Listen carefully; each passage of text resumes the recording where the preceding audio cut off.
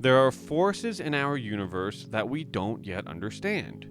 While we can see the effects they leave behind, we cannot see nor interact with whatever they actually are. There are two separate things I would like to end up covering in this series, as their current study, along with attempts of trying to understand them, truly do exist on the forefront of research and discovery. This is Cup of Science Joe, and today we will be focusing on the first of them, which is dark matter. We will cover its discovery, what effects we can see it leaving behind on our universe, the ways we currently do have of observing these effects, along with some other interesting facts as well. Let's start our journey today with a bit of history. It was first suspected by scientists in the 1930s when Swiss-American astronomer Fritz Zwicky observed that galaxies in the Coma cluster were moving so quickly they should have been flung off into space. Yet they stayed gravitationally bound to the cluster by unseen matter. Now let's fast forward to the 1970s, and this phenomenon was recognized again.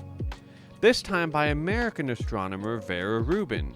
Along with her team, she was studying the rotation of galaxies.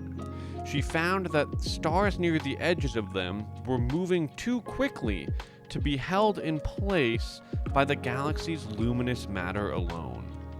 She concluded that there had to be some undetected source of mass out there accounting for much of holding the cluster and galaxies together. Enter dark matter. I would like to mention that we call it dark matter because we still really don't know what it is. But because it holds mass like visible matter, and it is also dark due to not interacting with light in any way, the name stuck. What are some potential dark matter candidates? And as we can't see or study it in the traditional means, how do we really know for sure that it is there? Let's begin with that second question first. The evidence we pull from comes from wrinkles in space-time that we are able to observe. Even though dark matter does not interact with normal matter, in most cases, it does affect it gravitationally, which, as I mentioned earlier, is also how it was initially discovered. This means we can kind of map its presence by looking at clusters of galaxies, the most massive structures in the universe. Let's take a look at light for a moment. It always travels in a straight line.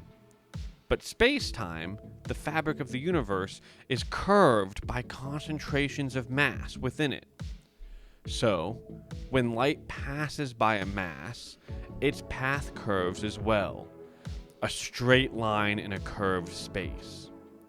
Light that would normally pass near a galaxy cluster instead bends toward and around it, producing intensified and sometimes multiple images of the background source. This process is known as strong gravitational lensing. It turns galaxy clusters into colossal natural telescopes that give us a glimpse of distant cosmic objects that would normally be too faint to be visible. But how does this tie into dark matter? Well, since more matter leads to stronger lensing effects, gravitational lensing observations provide us a way to determine the location and quantity of matter in galaxy clusters. Scientists have discovered that all of the visible matter we see in galaxy clusters is not nearly enough to create the observed warping effect. Dark matter provides us the surplus gravity. We have also confirmed earlier observations by measuring how much matter in the very early universe is normal, the stuff we can see, and how much of it is dark, using experiments like NASA's Wilkinson Microwave Anisotropy Probe, WMAP. Even though normal matter makes up everything we can see, the universe must contain more than 5 times as much dark matter to fit the observations we have made. There are two telescopes I would like to touch on that will help us study and understand more about the nature and role dark matter plays in our universe. One of them is already in orbit doing so, which is ESA's Euclid Space Telescope. It will do this by scanning and studying space to create a great map of the large-scale structures of the universe, spanning across both space and time. It will observe billions of galaxies going out to 10 billion light years away and across more than a third of the sky, allowing us to explore how the universe has expanded and how structures have formed over cosmic history, and of course, how dark matter has influenced that. The second is NASA's Nancy Grace Roman telescope, which is set to launch in 2027.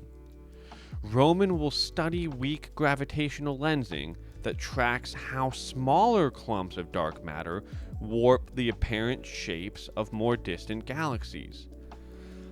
Observing lensing effects on this more refined scale will enable scientists to fill in more gaps in our understanding of dark matter. Now, earlier in this video, I had also mentioned potential candidates for dark matter, and there is one in particular I would like to cover here today.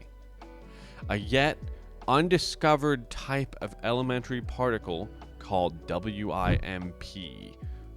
I might call it WIMPS for short. But what it stands for is weakly interacting massive particles. These are heavy, electromagnetically neutral subatomic particles that are thought to make up most of dark matter, and by extension 22% of the universe. The particles are thought to be heavy and slow moving because if the dark matter particles were light and fast moving, they would not have clumped together in the density fluctuations from which galaxies and galaxy clusters have formed. The absence of light from these particles also indicates that they are electromagnetically neutral. It is these properties that give rise to the particle's common name, which I mentioned earlier, WIMPs. They are assumed to be non-baryonic, or something other than baryons, such as the proton and the neutron, that are made up of 3 quarks. Extraordinary efforts are underway to detect and measure the properties of these unseen particles, either by witnessing their impact in a laboratory detector, or by observing their annihilations after they collide with each other. There is also some expectation that their presence and mass may be inferred from experiments at particle accelerators such as the Large Hadron Collider.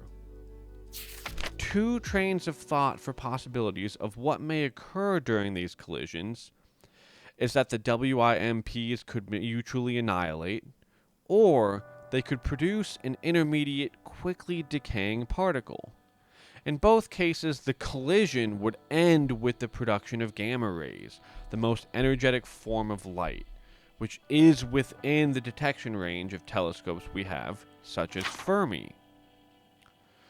While we don't yet have a true handle on dark matter, because we know it is there, we are making great efforts to learn more about it. Now, I would be lying if I said I was not excited to learn more. I can only hope that its official discovery happens within my lifetime. Or really, I guess it's more appropriate for me to say, the official discovery of what dark matter truly is. What do you think about dark matter and its effect in our universe? Is there more about it you would like me to cover? I would love to hear all about that in the comments. If you would like to learn more about gamma rays, which I mentioned earlier, check out this video right here. Otherwise, I implore you to step outside tonight and look towards the stars.